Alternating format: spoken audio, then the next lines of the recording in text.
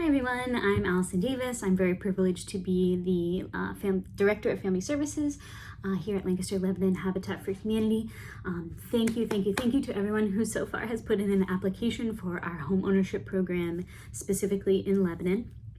We've so far, as of right minutes before noon on Wednesday, so kind of 2.5 days into the application week, we have received over 75 applications, which is very exciting, but is also a lot. So I just wanted to give folks a chance very quickly. I've said this kind of a lot and figured we should say this, we should record it. Hopefully this is helpful context for you. So next steps, what does the next step look like? My coworker Claire, my right-hand lady Claire, and I are gonna survive this week, getting through all the applications. Our goal is by the end of next week, you will receive some kind of communication from us, kind of depending on how you put your application in, that says that we confirm we have received your application and any supporting documents that you may have included with that application. After that, then we're going to start to really dig into each and every unique application. As you know, you may have just put in the DocuSign online, which is literally just the application and those accompanying addendum documents. Because of that, there's no other way to upload documents or anything. Hopefully, maybe our next application cycle we can get to that.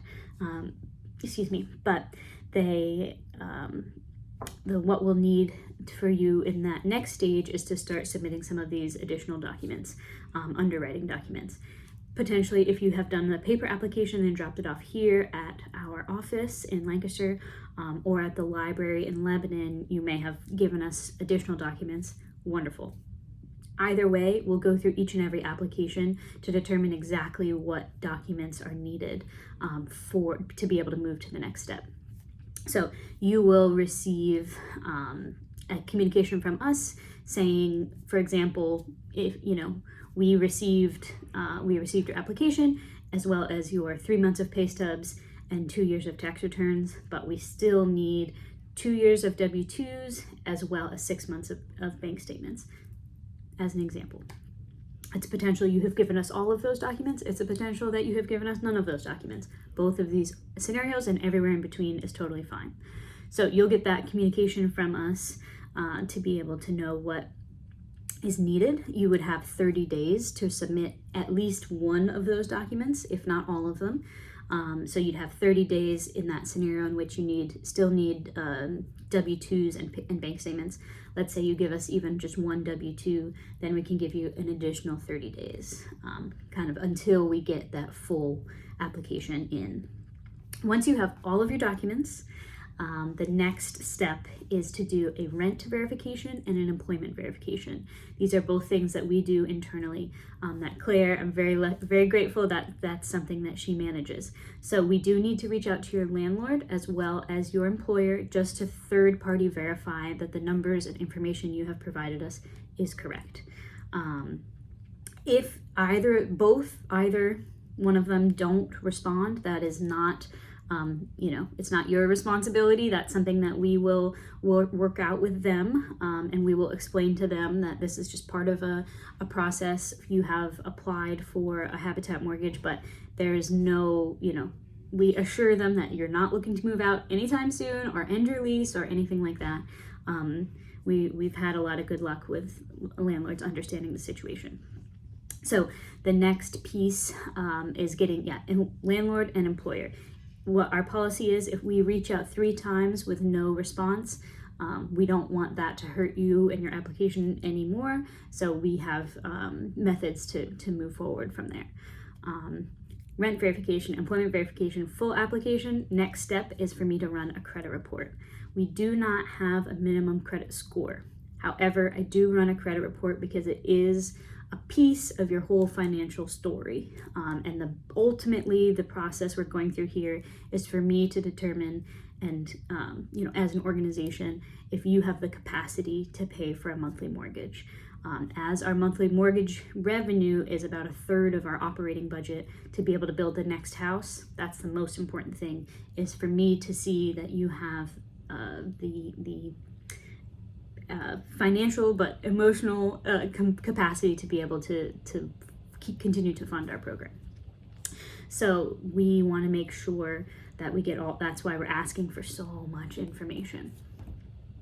After that, we run the credit report. You will receive a consumer copy of that credit report in the mail, FYI. I take all of this information, all of the documents you've given us, everything on the application, the verifications, credit report, bring that all into kind of synthesize it down into a summary.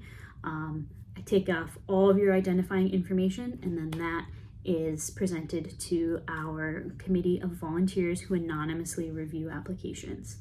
That process happens once a month. So this is where the application process can go on a little bit long, because we only meet with the committee once a month. And then the approval process, it is a 2-step, like 2-meeting minimum process. So we first submit that application or your application to the committee.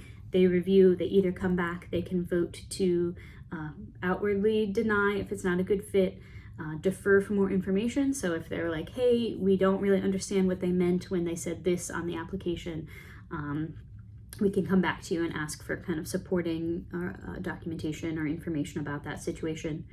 Or they can move forward to the next step, which is a home visit, where they would come out.